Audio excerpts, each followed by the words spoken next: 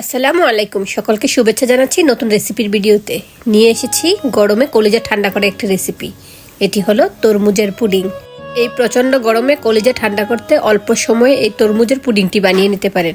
অনেক বেশি মজাদার এবং অল্প সময়ে এই তরমুজের পুডিংটি বানিয়ে নেওয়া যায়।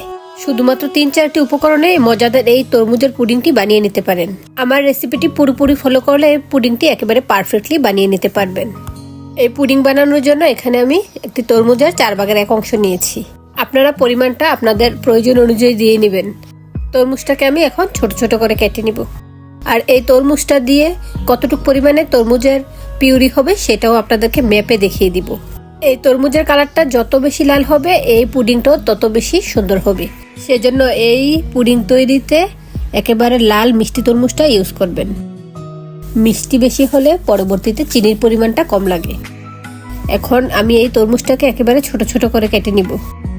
ছোট ছোট করে কেটে ব্লেন্ডার জারে নিয়ে এটাকে পেস্ট করে নিব। আর এই তরমুজটাকে ব্লেন্ডার জারে নিয়ে পেস্ট করার সময় একেবারে স্মুথলি পেস্ট করব না, এতে করে বিচিগুলো একেবারে মিহি হয়ে তরমুজের পিউরির সাথে মিশে যাবে। এতে করে এই পুডিংটা খেতে ভালো লাগবে না। সেজন্য এখানে এই তরমুজটাকে 80% মিহি করব, যেন বিচি অংশটা থেকে যায়। যদিও তরমুজটা একেবারে অল্প সময় ব্লেন্ড করা হয়ে যায়, 1.5-2 মিনিট ব্লেন্ড করে নিলে এটা পারফেক্টলি হয়ে যায়। একেবারে ছোট করে কেটে নিয়েছি।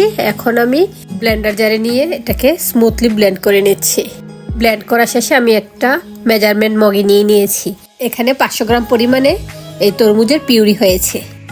এখন আমি এটাকে ছেঁকে নিচ্ছি, যেন এর মধ্যে থাকা বিচি অংশটাকে আলাদা করে নিতে পারি। আর অবশ্যই ছেঁকে নেবেন, তা না হলে বিচি অংশটা এই পুডিং এর মধ্যে থেকে যাবে, খেতে ভালো লাগবে না। দেখুন, ছেঁকে নেওয়া শেষে যে অংশটা রয়েছে এটাকে আমি ফেলে দিব। এই অংশটা দিলে পুডিংটা একেবারে স্মুথ হবে না, খেতেও ভালো লাগবে না। সেজন্য অবশ্যই ছেঁকে নেবেন এবং এই অতিরিক্ত অংশটাকে ফেলে দিবেন।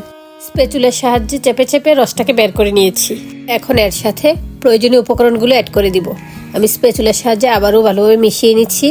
প্রথমে এর সাথে আমি 1/2 চা চামচ পরিমাণে লবণ দিয়েছি। এটা পুরোপুরি অপশনাল, আপনারা চাইলে এটা স্কিপ করতে পারেন, তবে আমি সব মিষ্টি খাবারে এরকম একটু লবণ দিয়ে নেই। মিষ্টির জন্য এখানে 2 টেবিল চামচ চিনি ইউজ করছি। তরমুজটা অনেকটাই মিষ্টি, সেজন্য এখানে অল্প পরিমাণে চিনিতেই পারফেক্ট মিষ্টি হয়ে যায়। চিনিটা দিয়ে ভালোভাবে মিশিয়ে নিয়েছি। এখন এর সাথে অ্যাড করে দিব মূল ইনগ্রেডিয়েন্টস, যেটা ছাড়া পুডিংটা পুডিংয়ে পরিণত হবে না, অর্থাৎ পারফেক্টলি জমবে না। এখানে পুডিংটা জমাট বাঁধার উদ্দেশ্যে আমি আগার আগার পাউডার ইউজ করছি। আপনারা চায়না গ্রাসও দিয়ে নিতে পারেন। এখানে 1 টেবিল চামচ দিয়েছি আগার আগার পাউডার। 1/2 কেজি অর্থাৎ 2 কাপ পরিমাণে তরমুজের পিউরির জন্য 1 টেবিল চামচ পরিমাণে আগার আগার পাউডার দিলে পারফেক্টলি জমাট বাঁধবে। এর চেয়ে বেশি পরিমাণে দেওয়ার প্রয়োজন নেই।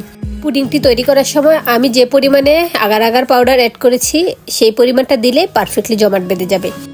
আমি চুলায় বসানোর আগে সবগুলো উপকরণ ভালোভাবে মিশিয়ে নিয়েছি। বিশেষ করে আগার আগার পাউডারটা ঠান্ডা অবস্থায় মিশিয়ে নিতে হবে, এতে করে স্মুথ হবে এই পুডিংটি। চুলায় বসিয়ে নিয়েছি। এখন অনবরত নেড়ে ছেড়ে এই পুডিংটাকে জাল করে নিচ্ছি। এখানে খুব বেশি সময় যাবত জাল করব না, ভালোভাবে বলক চলে আসলে চুলা থেকে তুলে নিব। এর চেয়ে বেশি সময় জাল করলে তরমুজের সুন্দর স্মেলটা নষ্ট হয়ে যাবে, সেজন্য বলক আসা পর্যন্ত জাল করলেই হবে। এতে করে পারফেক্টলি জমাট বাঁধবে এই পুডিংটি। কালারটা অনেক সুন্দর এসেছে, যদিও এর সাথে আমি 1/2 চা চামচ পরিমাণে রেড ফুড কালার ইউজ করেছি, যেটা স্কিপ হয়ে গিয়েছে। তরমুজগুলো ব্লেন্ড করার সময় 1/2 চা চামচ পরিমাণে রেড ফুড কালার দিয়ে ব্লেন্ড করেছি, এতে করে কালারটা সুন্দর এসেছে। চুলায় বসানোর পর হ্যান্ড উইক্স দিয়ে অনবরত নেড়ে ছেড়ে এভাবে জাল করে নেবেন, তা না হলে আগার আগার পাউডারটা জমাট বেঁধে যাবে, এটা খেতে ভালো লাগবে না এবং দেখতেও সুন্দর দেখাবে না। চুলার আঁচ মিডিয়ামে রেখে অনবরত নেড়ে ছেড়ে জাল করে নেওয়ার পর পুডিংয়ের মিক্সারের মধ্যে বলক চলে আসছে, একেবারে পারফেক্টলি বলক চলে আসছে। এখন এটাকে চুলা থেকে তুলে আমি যে পাত্রের মধ্যে এই পুডিংটা সেট করব সেই পাত্রের মধ্যে দিয়ে নিব। এখানে আমি পুডিংটা সেট করার জন্য একটা সার্ভিং ডিশ আগেই রেখেছি। এখন আমি এই মিক্সারটাকে দিয়ে দিচ্ছি। যদিও আমি এখানে ছাঁকনি দিয়ে ছেঁকে দিচ্ছি, চেক করে নিচ্ছি যে আগার আগার পাউডারের কোনো জমাট বাঁধা অংশ আছে কিনা। কোনো জমাট বাঁধা অংশ নেই। এখন আমি এই পুডিংয়ের সাথে আরেকটি ইনগ্রেডিয়েন্টস অ্যাড করব। 1 টেবিল চামচ পরিমাণ তোকমা দানা আমি পানিতে ভিজিয়ে রেখেছি। এখন এই তোকমা দানাগুলো এই পুডিংয়ের মধ্যে অ্যাড করে দিচ্ছি, দিয়ে ভালোভাবে স্প্যাচুলা দিয়ে মিশিয়ে নিচ্ছি, যেন সব অংশে সমানভাবে এই তোকমা বীজটা থাকে। এই তোকমা দানাটা দিয়ে নিলে এই পুডিংটা দেখতে সুন্দর দেখায় এবং খেতেও ভালো লাগে। অবশ্য আমার পার্সোনালি অনেক বেশি পছন্দ, আপনারা চাইলে এটা স্কিপ করতে পারেন। তোকমা দানাটা ছাড়াও এই পুডিংটা খেতে ভালোই লাগে। পুডিংটাকে আমি 1 ঘন্টার জন্য নর্মাল টেম্পারেচারে রেখেছি। এরই মধ্যে এটা ঠান্ডা হয়ে পারফেক্টলি জমাট বেঁধেছে। এটাকে ফ্রিজে রাখার কোনোই প্রয়োজন নেই, নর্মাল টেম্পারেচারে রাখলে এটা পারফেক্টলি জমাট বেঁধে যাবে। এখন পুডিংটাকে মোল্ড আউট করে নিচ্ছি। পুডিংটা দেখতে মাশাআল্লাহ অনেক বেশি সুন্দর হয়েছে, আর খেতেও হয়েছে একেবারে পারফেক্ট।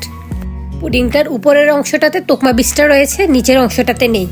এই তোকমাটা আমার অনেক পছন্দ, সেজন্য আমি অ্যাড করেছি। আপনারা চাইলে এটা ছাড়াও বানিয়ে নিতে পারেন। এখন আমি পুডিংটাকে কেটে নিব। আপনারা আগার আগার পাউডারটা পারফেক্ট দিবেন, এতে করে এই পুডিংটা পারফেক্টলি জমাট বাঁধবে। আমি 500 গ্রামের জন্য 1 টেবিল চামচ পরিমাণে আগার আগার পাউডার ইউজ করেছি, এতে করে একেবারে পারফেক্ট হয়েছে। এখন আমি ছোট ছোট করে এই পুডিংটাকে কেটে নিয়েছি। দেখুন কতটা পারফেক্ট হয়েছে। টুকমার অংশটা একসাথে লেগে আছে, সেজন্য স্প্যাচুলার সাহায্যে এটাকে ছেড়ে নিলাম। আপনারাও আমার রেসিপিটি একেবারে পুরোপুরি ফলো করবেন, এতে করে আপনাদের এই পুডিংটাও একেবারে পারফেক্ট হবে। আবার চলে আসবো অন্য কোনো নতুন রেসিপির ভিডিও নিয়ে। আল্লাহ হাফেজ, আসসালামু আলাইকুম।